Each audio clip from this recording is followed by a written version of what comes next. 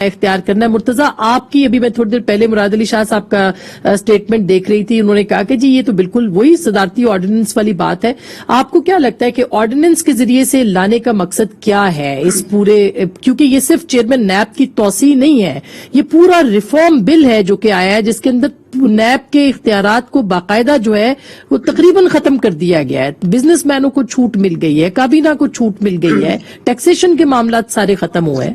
نہیں اسما, میں تھوڑا سا میرا ڈفرینٹ مختلف پرسپیکٹو ہے اس چیز کے اوپر. دیکھیں, فواد چودھری صاحب نے فرمایا کہ تمام جو ریکمنڈیشنز تھی یہ نون لیگ کی تھی, اپوزیشن جماعتوں کی تھی, اور ہم نے وہ مان لی.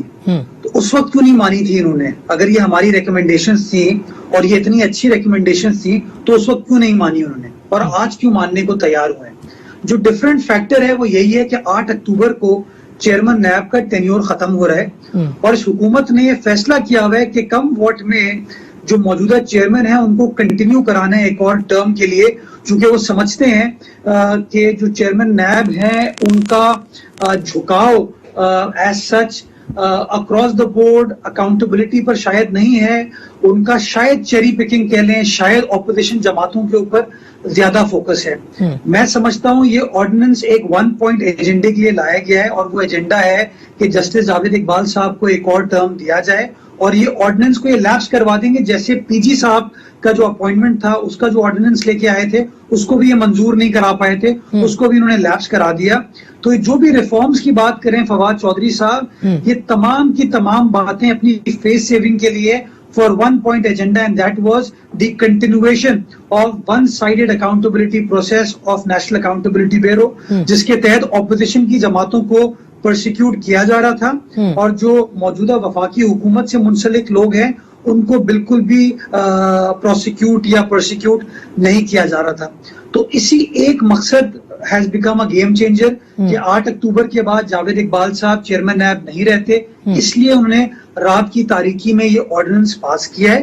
اور میں حامد خان صاحب کی بات سے اتفاق کروں گا کہ اگر یہ اتنا اچھا ڈاکیومنٹ تھا, اگر تمام سیاسی جماعتوں کا اس کے اوپر کنسنسس تھا, تو یہ 4-5 مہینے پہلے اس کو پارلیمان میں پیش کرتے, اس کے اوپر ڈیبیٹ کراتے, گفتگو کراتے, ڈیلیبریٹ کراتے, اور ڈیلیبریشن کے بعد اس کو پاس کر لیا جاتا, تاکہ for all times to come. اس کے بینیفیشریز دیکھیں نا آپ, دیکھیے کہ جو سابقہ کابینہ مثلاً سابق وزیر اعظم شاہد خاقان عباسی صاحب, مفتاح اسماعیل, احسن اقبال صاحب کو تو کہا جا رہا ہے کہ وہ بینیفیشری ہیں.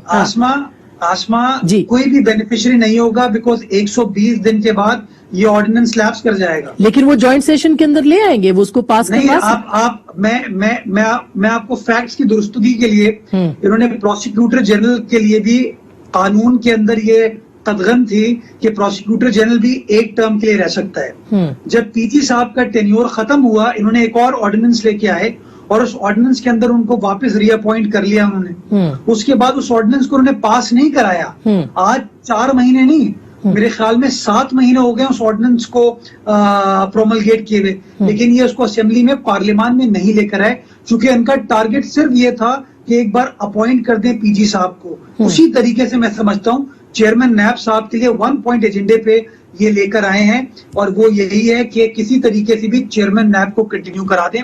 میں بڑے احترام کے ساتھ کہنا چاہوں گا کہ جو پی ٹی آئی کا آئی تھا نا, وہ انصاف نہیں تھا, وہ عمران تھا, پاکستان تحریک عمران, کہ جو چیز بھی عمران خان صاحب کے مطلب کی ہو, ان کے فائدے کی ہو, اس کو کروا دو. جو چیز ان کے فائدے کی نہیں ہے اس سے ان کو کوئی فرق نہیں پڑتا. لیکن میں ابھی آپ نے انٹروڈکشن میں ان کے سٹیٹمنٹ چلائیں کہ وہ نیب ریفارمز کے بارے میں کیا کہہ رہے تھے, آج سے کوئی 3-4 سال پہلے.